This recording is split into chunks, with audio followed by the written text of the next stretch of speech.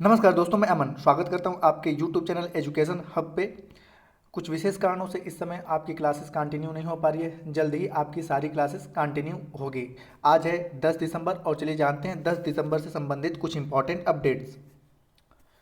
तो आज का पहला अपडेट्स है TTFI के नए अध्यक्ष के रूप में किसे चुना गया है। Option A Kamlesh Mehta, option B है पटेल नागेंद्र रेड्डी, ऑप्शन सी है मेघना अहलावत और ऑप्शन डी है दुष्यंत चौटाला। तो जानते हैं यहाँ पे मेघना अहलावत को 5 दिसंबर 2022 को table tennis federation of India का अध्यक्ष चुना गया है। साथ ही पूर्व नेशनल चैंपियन कमलेश मेहता महासचिव चुने गए हैं और पटेल नागेंद्र रेड्डी कोषाध्यक्ष चुने गए हैं और दुष्यंत चौटाला TTFI यानी कि table tennis federation of India के पूर्व अध्यक्ष हैं। तो यहाँ पूछा गया है कि table tennis federation of India के अध्यक्ष के रूप में किसे चुना गया है। तो यहाँ पे सभी के बारे में जिक्र कर लेते हैं। कमलेश मेहता जो चुने गए हैं वह महासचिव और यहाँ पर पटेल नागेंद्र रेड्डी जो है यह कोषाध्यक्ष चुने गए हैं, कोषाध्यक्ष। मेघना अहलावत जो चुनी गई हैं यह अध्यक्ष चुनी गई हैं और यहाँ पर दुष्यंत चौटाला जो है यह पूर्व अध्यक्ष है। मेघना अहलावत ने इन्हीं का स्थान लिया है और यहाँ पर TTFI का पूरा नाम होता है table tennis federation of India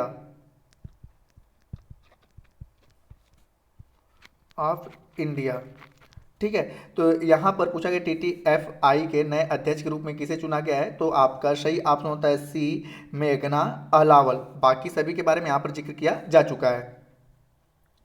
अगला क्वेश्चन है यूपीआई पर क्रेडिट कार्ड को सपोर्ट करने वाला भारत का पहला पेमेंट गेटवे कौन सा है। ऑप्शन ए है आपका पेटीएम, ऑप्शन बी है गूगल पे, ऑप्शन सी है फोन भुगतान और ऑप्शन डी है रेजर पे। तो यहाँ पर जानते हैं यूपीआई पर क्रेडिट कार्ड को सपोर्ट करने वाला रेजर पे भारत का पहला पेमेंट गेटवे बन गया है। इस कदम का उद्देश्य डिजिटल भुगतान को और मजबूत करना और भारत की क्रेडिट भागीदारी को बढ़ावा देना है।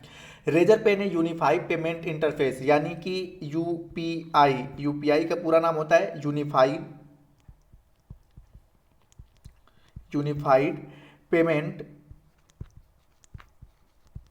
इंटरफेस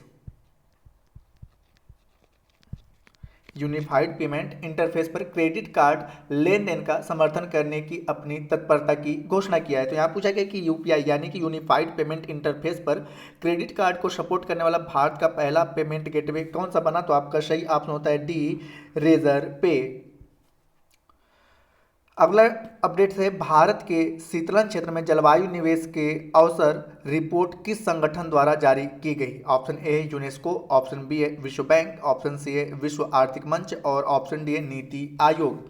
तो जानते हैं यहाँ पर कि 2 दिवसीय भारत जलवायु और विकास भागीदारी की बैठक के दौरान केरल की राज्य सरकार के साथ साझेदारी में विश्व बैंक द्वारा भारत के शीतलन क्षेत्र में जलवायु निवेश अवसर शीर्षक वाली रिपोर्ट जारी की गई है। इस रिपोर्ट में कहा गया है कि भारत जल्द ही दुनिया में उन पहले देशों में से एक बन सकता है जहां गर्म हवाएं मानव के जीवित रहने की सीमा को पार कर सकती हैं। तो यहाँ पूछा गया है कि भारत के शीतलन क्षेत्र में जलवायु के निवेश के अवसर रिपोर्ट किस संगठन द्वारा जारी किया गया। तो आपका सही ऑप्शन होता है बी विश्व बैंक। और इसके अनुसार कहा गया यह रिपोर्ट केरल राज्य सरकार के सहयोग से जारी किया गया और जिसमें कहा गया है कि भारत उन देशों में आ जाएगा जहां पर गर्म हवाएं मानव के जीवित रहने की सीमा को पार कर सकती हैं। ये सारी चीज़ें क्यों हो रहा है। तो ग्लोबल वार्मिंग के कारण ये स्थितियां उत्पन्न हो रही हैं। अगला प्रश्न है किन संगठन ने tool kit on enabling gender responsive urban mobility and public space in India launch करने के लिए एक कार्यक्रम आयोजित किया। ऑप्शन ए है नीति आयोग, ऑप्शन बी है अंतर्राष्ट्रीय मुद्रा कोष और ऑप्शन सी है वर्ल्ड बैंक और ऑप्शन डी है आपका वर्ल्ड इकोनॉमिक फोरम। तो जानते हैं विश्व बैंक और Chennai urban metropolitan transport authority ने संयुक्त रूप से tool kit on enabling gender specific on mobility and public space in India जारी किया है। इस टूल किट में व्यवहारिक उपकरण हैं जो महिलाओं के लिए सुरक्षित और समावेशी सार्वजनिक क्षेत्रों और सार्वजनिक परिवहन को सुनिश्चित करने में भारत में सरकारों और वाणिज्य या सामुदायिक आधारित समूहों की सहायता कर सकता है। तो यहाँ पूछा गया है कि किस संगठन ने tool kit on enabling gender responsive urban mobility and public space in India launch किया है। तो आपका सही ऑप्शन होता है सी, वर्ल्ड बैंक। अगला प्रश्न, दुनिया की 100 सबसे शक्तिशाली महिलाओं की फोर्ब्स 2022 की सूची में शीर्ष पर कौन है? Option A Michelle Obama, option B है महसा अमीनी, ऑप्शन सी है निर्मला सीतारमण और ऑप्शन डी है उर्सुला वान डेर लेने। तो यहाँ पर जानते हैं यूक्रेन पर रूस के आक्रमण से उत्पन्न हुई यूरोप के असाधारण संकट के बीच यूरोपियन आयोग की अध्यक्ष उर्सुला वान डेर लेयन ने 2022 में फोर्ब्स की दुनिया की 100 सबसे शक्तिशाली महिलाओं की सूची में शीर्ष स्थान हासिल किया है। तो यहाँ पूछा गया है कि फोर्ब्स की 100 शक्तिशाली महिलाओं में 2022 में पहले स्थान पे कौन है? तो सही ऑप्शन होता है D, Ursula von der Leyen. और यह है कौन? तो यह यूरोपियन आयोग की अध्यक्ष हैं, यूरोपियन आयोग की अध्यक्ष हैं और इन्हें ठीक है फोर्ब्स में पहला स्थान प्राप्त हुआ है। आज का अगला प्रश्न, किस शब्द ने 2022 के लिए Oxford word of the year जीता है? ऑप्शन ए है मेटावर्स, ऑप्शन बी है आई स्टैंड विथ और ऑप्शन सी है ग्लोबलिंग मोड और ऑप्शन डी है आपका स्लो वैली। तो यहाँ पर जानते हैं कि Oxford word of the year को पहली बार जनता के वोटों द्वारा चुना गया है। 2 सप्ताह के दौरान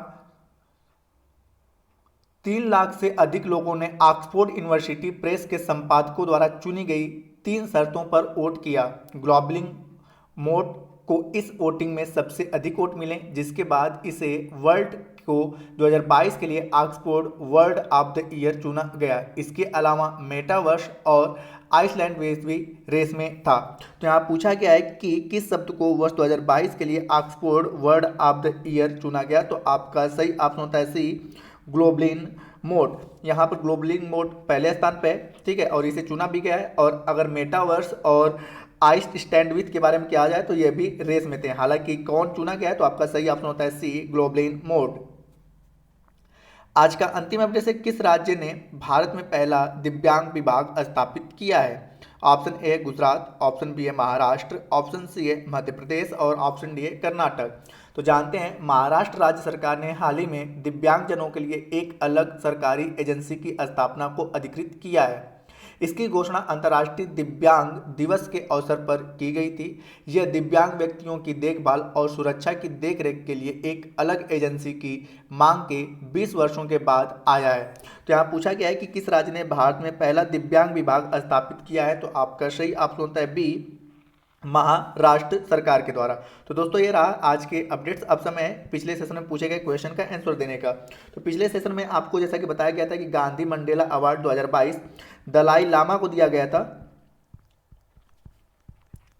लेकिन उसमें ये पूछा गया था कि इसकी शुरुआत कब की गई थी? तो इसकी शुरुआत की गई थी गांधी मंडेला अवार्ड 2022 की वर्ष 2019 में महात्मा गांधी के 150वीं जयंती पर।